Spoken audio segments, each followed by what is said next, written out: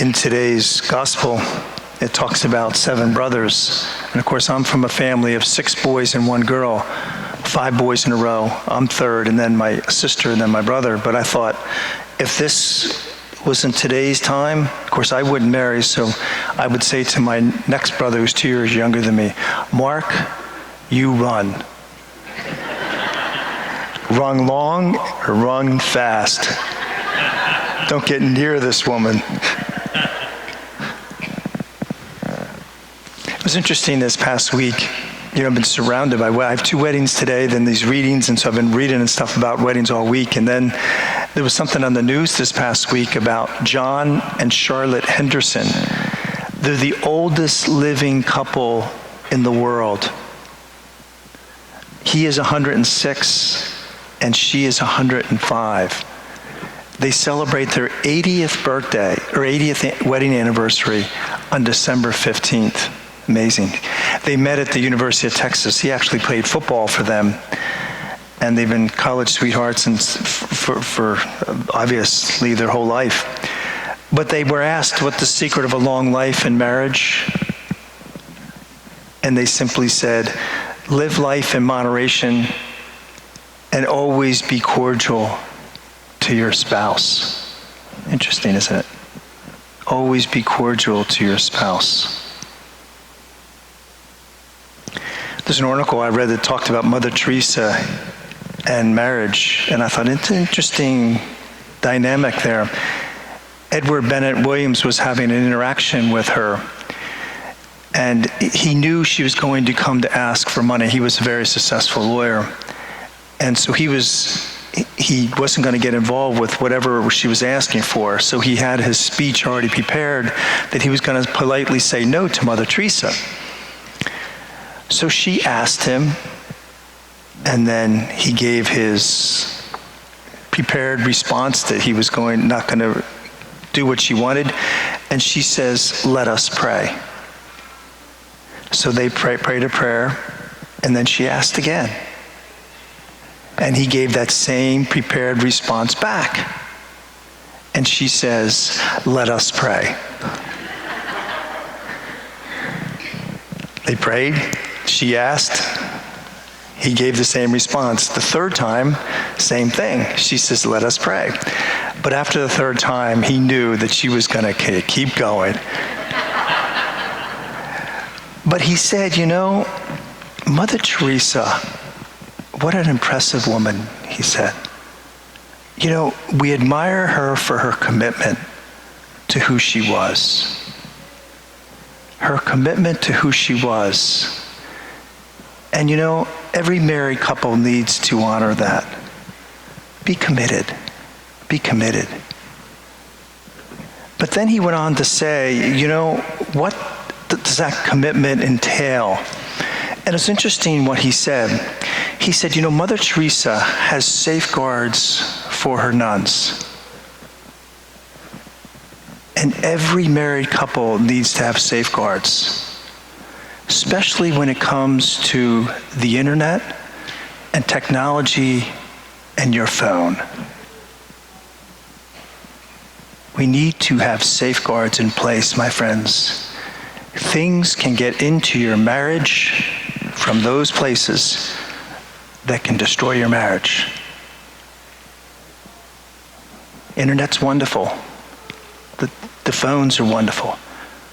But you need safeguards in place to protect your marriage. And for me as well, to protect my life as well.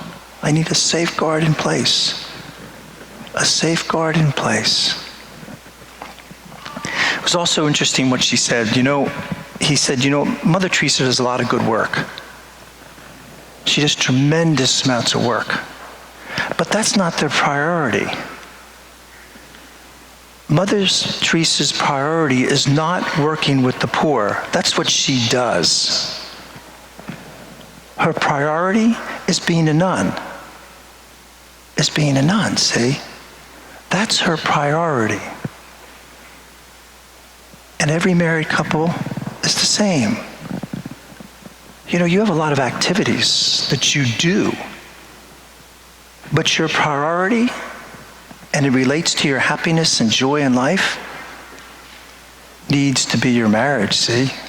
Needs to be your marriage, and then everything else will fall in place. Same with me.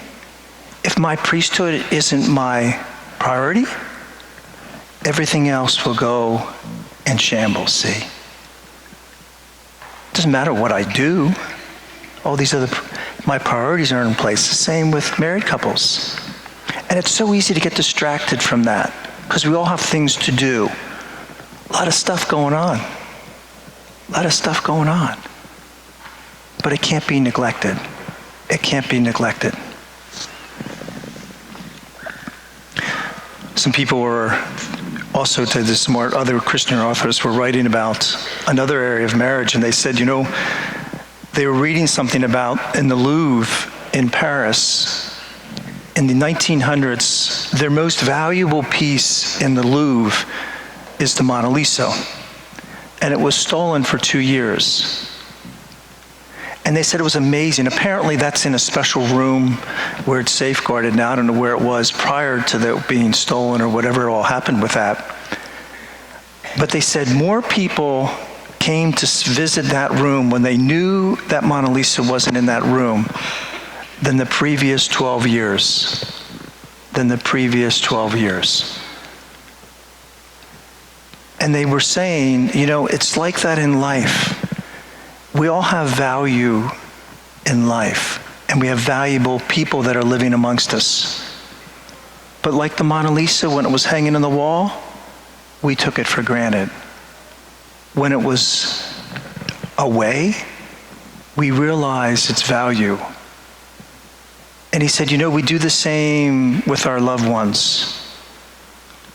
We take them for granted. We take them for granted. And we need to be careful with that. And we know that. We can be so patient all day long at work. We come home and we turn into a different person, don't we? We take out on the people we treasure and love. We take it for granted. And it's something we all need to fight. And in this article, they were quoting Helen Keller. They said, you know, I've often thought that it would be a blessing that if each human being were stricken blind and deaf for a few days at some point during their life, darkness would make him more appreciative of sight. Silence would teach them the joys of sound.